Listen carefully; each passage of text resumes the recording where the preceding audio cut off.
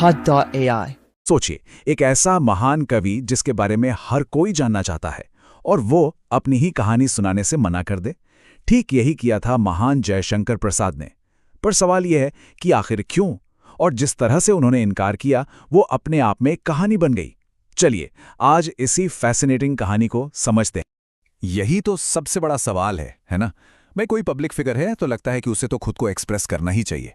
तो फिर एक ऐसा इंसान जिसने अपनी पूरी जिंदगी ही शब्दों को दे दी हो, वो अपने ही बारे में लिखने से क्यों बचना चाहेगा? बस यही पहेली इस कहानी को इतना दिलचस्प बना देती है। ये बात है साल 1932 की। उस वक्त के साहित्य के दिग्गज जयशंकर प्रसाद से कहा गया कि वो अपनी आत्मकथा लिखें। सीधी सी बात लगती है ना, लेकिन प्रसाद जी ने कोई चिट्ठी या लेख नहीं लिखा। उन्होंने जवाब में एक कविता लिख दी। जरा सोचिए, एक पोएटिक ना, और बस यही बात उनके बारे में बहुत कुछ बता जाती है। अब इस काव्यात्मक इनकार को सही मायनों में समझने के लिए हमें पहले कविता के पीछे के उस इंसान को जानना होगा। आखिर कौन थे जयशंकर प्रसाद, और हिंदी साहित्य में उनकी आवाज इतनी जरूरी क्यों मानी जाती है? प्रसाद जी का जीवन भारतीय संस्कृति में बहुत गहराई से रचा बसा था। 1889 में वाराणसी में जन्मे उन्होंने घर पर ही संस्कृत, हिंदी और फारसी जैसी भाषाओं पर कमाल की पकड़ बना ली थी। उनकी रचनाएं जैसे कि महाकाव्य कामायनी सिर्फ किताबें नहीं हैं, ये तो हिंदी साहित्य के मील के पत्थर हैं। और भले ही 1937 में उनका शरीर नहीं रहा, लेकिन उनकी आत्मा इन अमर कृतियों में आज भी जिंदा है। प्रसाद जी सिर्फ एक कवि नहीं थे, वे छायावाद आंदोलन के 4 सबसे बड़े स्तंभों में से एक थे। अच्छा, इसे ऐसे समझिए जैसे ये हिंदी साहित्य का रोमांटिसिज्म था, लेकिन यहां जोर बाहरी दुनिया से ज्यादा मन की भीतरी दुनिया पर था। मतलब भावनाओं पर, कल्पना पर और चीजों के पीछे छिपे सच पर। इस बात को याद रखिएगा, क्योंकि उनके इनकार को समझने के लिए ये बहुत जरूरी। और अब आते हैं मुद्दे की बात पर, यानी खुद उस कविता पर जिसका नाम है आत्मकथ्य, मतलब अपने मन की बात। और यहीं इन छंदों के बीच हमारे सारे सवालों के जवाब छिपे हुए हैं। हुआ ये कि उस दौर के मशहूर लेखक मुंशी प्रेमचंद हंस पत्रिका का एक आत्मकथा विशेषांक निकाल रहे थे। तो प्रसाद जी के दोस्तों ने उन पर थोड़ा जोर डाला कि भाई आप भी कुछ लिखिए। नियत तो अच्छी थी उनकी, लेकिन प्रसाद जी ने इसके लिए मना कर दिया, और उनके इसी इनकार से इस कविता ने जन्म लिया। जरा इस पंक्ति को सुनिए। वो असल में पूछ रहे हैं, क्या तुम्हें मेरी कहानी सुनकर सच में कोई खुशी मिलेगी जब तुम देखोगे कि मेरे जीवन का घड़ा तो खाली है? और ये कोई दिखावे वाली विनम्रता नहीं थी, ये उनके दिल की गहराई से निकली हुई एक सच्ची भावना थी। ये खाली घड़ा एक बहुत ही पावरफुल मेटाफर है। सोचकर देखिए, वो साहित्य के एक इतने बड़े दिग्गज थे, एक ऐसा इंसान जिसके काम ने साहित्य का इतिहास बदल दिया, और फिर भी वो खुद को एक आम इंसान के रूप में देखते थे। वो सच में मानते थे कि उनकी रचनाओं के आगे उनकी निजी कहानी कुछ भी नहीं है।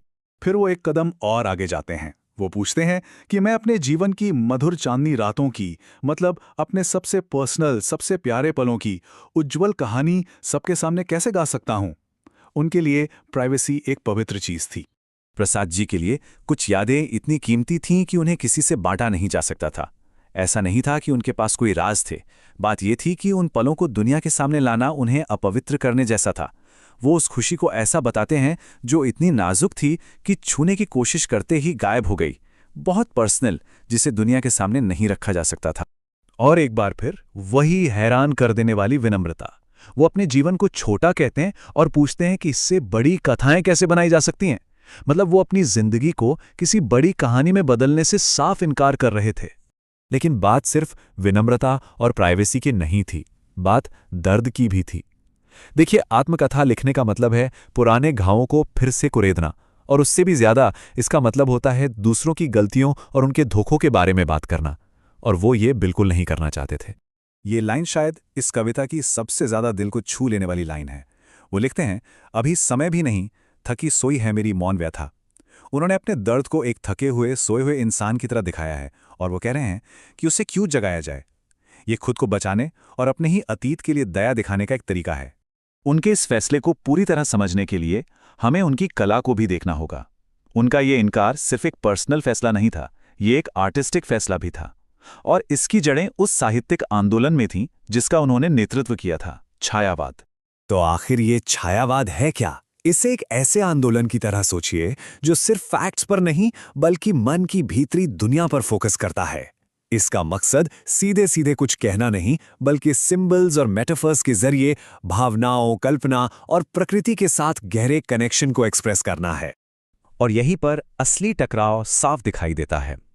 देखिए, छायावादी शैली अंदर के सच को भावनाओं और रूपकों से बताती है, जबकि एक आत्मकथा बाहर की दुनिया के सच को फैक्ट्स और घटनाओं के जरिए बताती है। प्रसाद जी के लिए एक पारंपरिक आत्मकथा लिखना अपनी पूरी कला के साथ धोखा करने जैसा होता। इसलिए उनकी ये कविता सिर्फ एक ना नहीं थी, ये एक तरह का घोषणा पत्र था।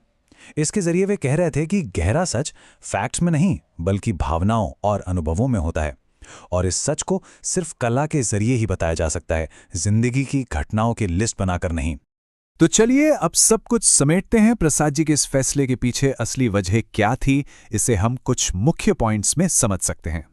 तो मूल रूप से 4 बातें थीं। पहली, उनकी अविश्वसनीय विनम्रता, ये मानना कि उनकी जिंदगी बहुत साधारण थी। दूसरी, प्राइवेसी के लिए एक गहरा सम्मान, अपनी भी और दूसरों की भी। तीसरी, पुराने दर्द को फिर से न जगाने की इच्छा। और आखिर में सम्मान की एक गहरी भावना, जिसने उन्हें दूसरों की गलतियों को दुनिया के सामने लाने से रोका। इसीलिए ये कविता सिर्फ एक इनकार से कहीं ज्यादा है। ये यादों, प्राइवेसी की पवित्रता और मन के भीतर की दुनिया की उस शांत गरिमा पर एक गहरा बयान है, जिसे हमेशा दुनिया के सामने लाने की जरूरत नहीं होती। और शायद यही सबसे बड़ी आयरनी है। अपनी जिंदगी की कहानी लिखने से इनकार करके उन्होंने हमें वो सबसे सच्ची आत्मकथा दे दी जो वो कभी लिख सकते थे। ये फैक्ट्स की आत्मकथा नहीं थी, ये भावनाओं की आत्मकथा थी। प्रसाद जी की ये कहानी हमें एक सवाल के साथ छोड़ जाती हैं, जिस पर सोचना चाहिए। क्या हर कहानी का सुनाया जाना जरूरी है, या फिर कुछ कहानियां ऐसी भी होती हैं जिनकी खूबसूरती और गरिमा इसी बात में है कि वे अनकही ही रहें? इस बारे में सोचिएगा जरूर।